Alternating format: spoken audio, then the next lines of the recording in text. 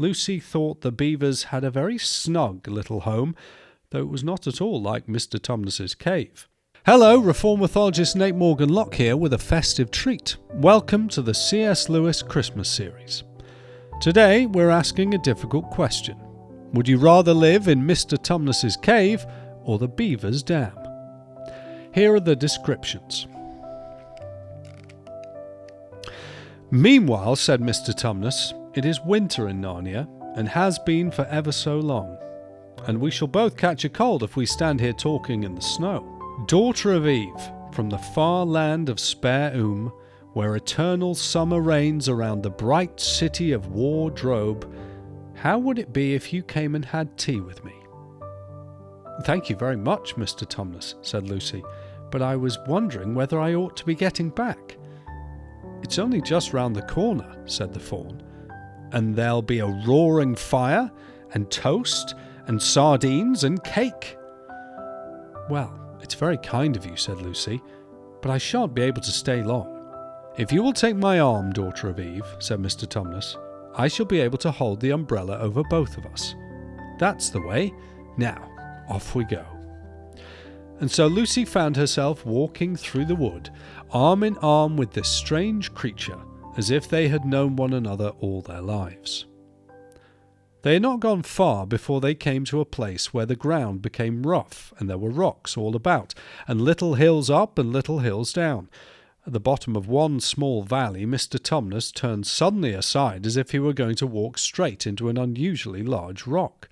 But at the last moment, Lucy found he was leading her into the entrance of a cave.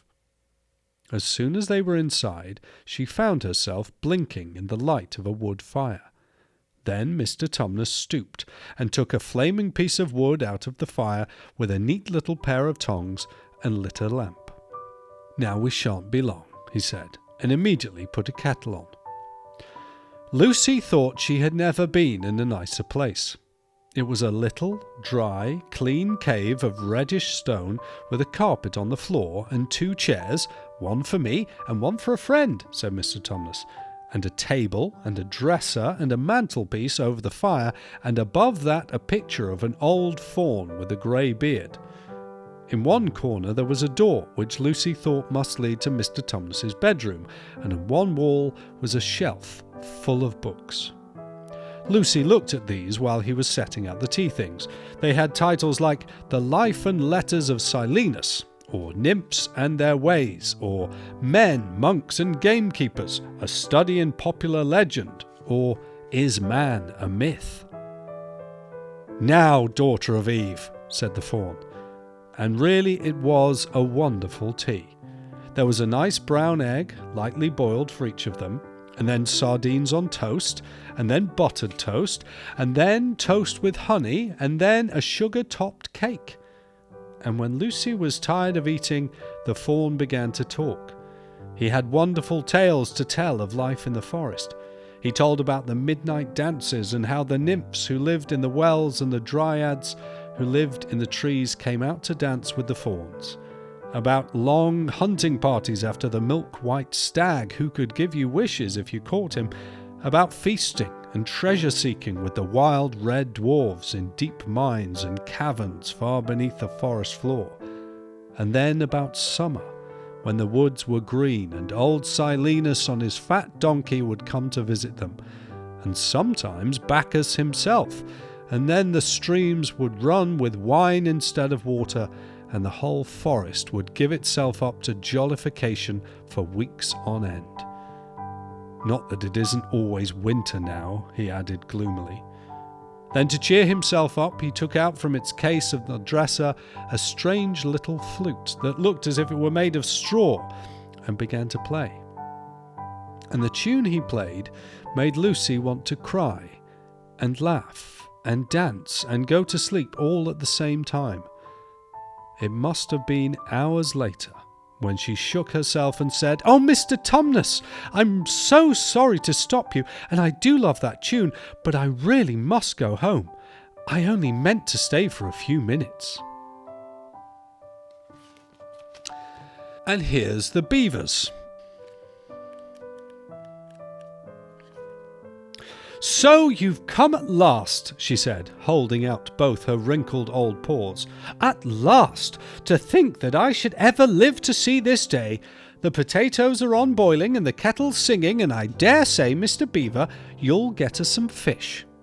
"That I will," said Mr. Beaver, and he went out of the house, Peter went with him, and across the ice of the deep pool to where he had a little hole in the ice which he kept open every day with his hatchet. They took a pail with them. Mr. Beaver sat down quietly at the edge of the hole. He didn't seem to mind it being so chilly.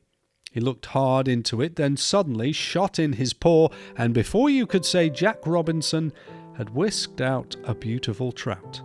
Then he did it all over again until they had a fine catch of fish. Meanwhile, the girls were helping Mrs. Beaver to fill the kettle and lay the table and cut the bread and put the plates in the oven to heat and draw a huge jug of beer for Mr. Beaver from a barrel which stood in one corner of the house, and to put on the frying pan and get the dripping hot. Lucy thought the Beavers had a very snug little home, though it was not at all like Mr. Tumnus's cave. There were no books or pictures, and instead of beds there were bunks like on board ship, built into the wall.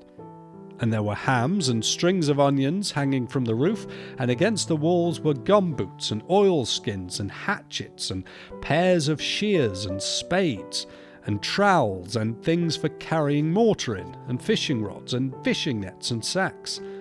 And the cloth on the table, though very clean, was very rough.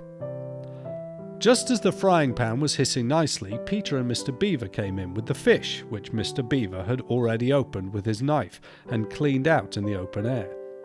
You can think how good the new caught fish smelled while they were frying, and how the hungry children longed for them to be done, and how very much hungrier still they had already become before Mr. Beaver said, "Now we're nearly ready." Susan drained the potatoes and put them all back in the empty pot to dry on the side of the range, while Lucy was helping Mrs. Beaver to dish up the trout, so that in a very few minutes everyone was drawing up their stools — it was all three-legged stools in the Beavers' house except for Mrs. Beaver's own special rocking chair beside the fire — and preparing to enjoy themselves. There was a jug of creamy milk for the children, Mr. Beaver stuck to beer, and a great big lump of deep yellow butter in the middle of the table, from which everyone took as much as he wanted to go with his potatoes.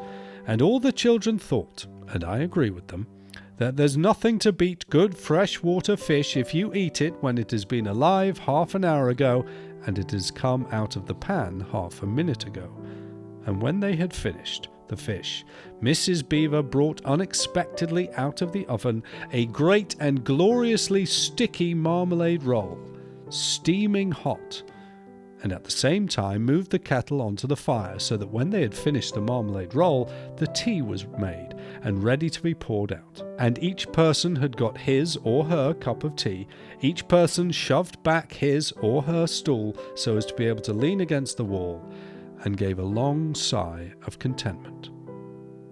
"And now," said Mr. Beaver, pushing away his empty beer mug and pulling his cup of tea towards him, "if you'll just wait till I've got my pipe lit up and going nicely, why, now we can get to business.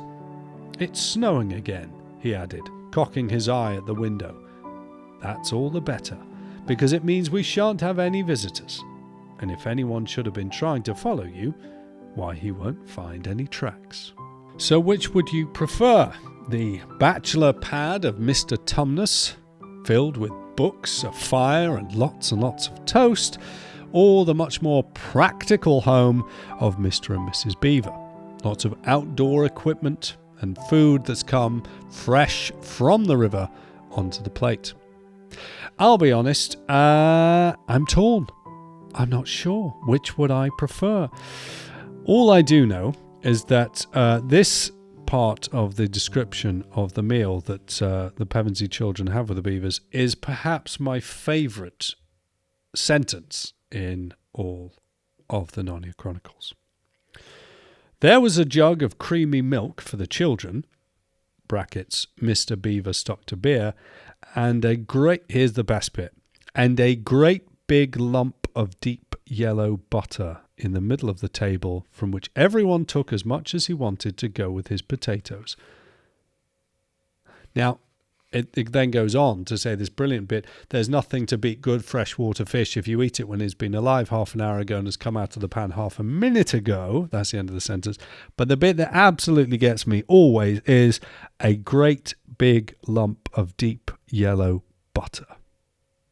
I reckon that single description of the simplicity of the butter dish and the way that it provides real comfort and warmth to the stories that C.S. Lewis tells, and the festive joy, the theology of feasting that Lewis has, which comes all the way through Narnia and has such a magical expression of the simple things of life, ever been told in such a straightforward way?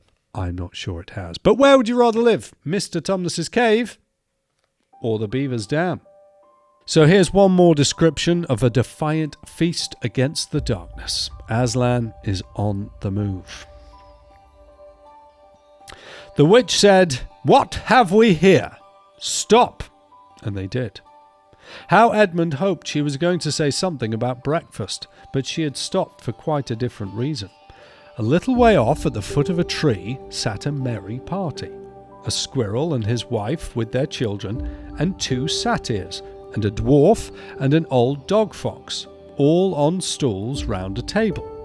Edmund couldn't quite see what they were eating, but it smelled lovely, and there seemed to be decorations of holly, and he wasn't at all sure that he didn't see something like a plum pudding.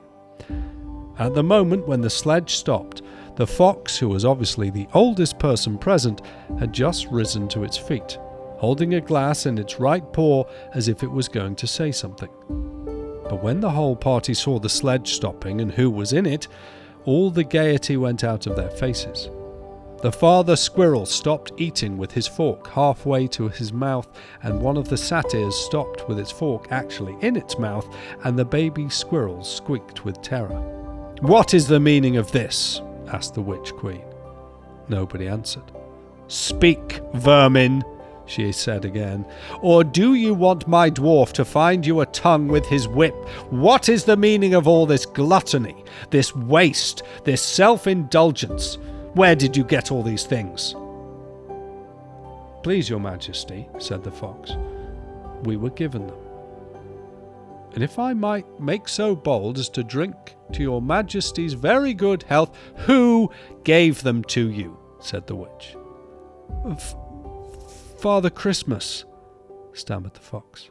"Please remember that media consumption is optional. You are under no obligation to watch or read any Narnia content. I'm reformed mythologist Nate Morgan Locke. I'm glad you were here."